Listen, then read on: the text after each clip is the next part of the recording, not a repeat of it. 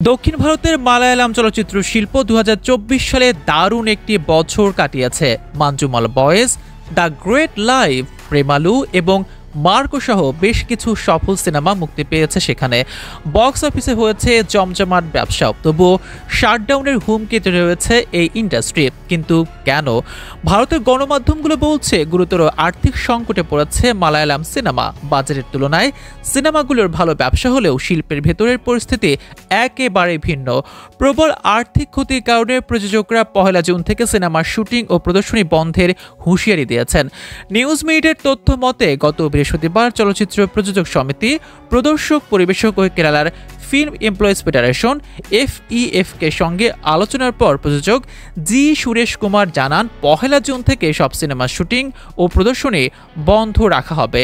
বৈঠকে জানানো হয় ২০২৪ সালে মুক্তি পাওয়া ২০০ সিনেমার মধ্যে মাত্র ২৪টি বাণিজ্যিকভাবে সফল হয়েছে। বাকি সিনেমাগুলোর কারণে প্রযোজকদের ৬০০ থেকে ৭০০ কোটি রুপি ক্ষতি হয়েছে। OTT প্ল্যাটফর্মগুলো ব্যবসায়িকভাবে সফল সিনেমাগুলোর প্রতি বেশি আগ্রহ দেখাচ্ছে। তারা নতুন সিনেমা বা একটু কম বাজেটের সিনেমাগুলোর প্রতি আগ্রহী হচ্ছে না। এ বিষয়ে ইন্ডাস্ট্রির উপর আর্থিক চাপ আরও বাড়িয়ে দিয়েছে।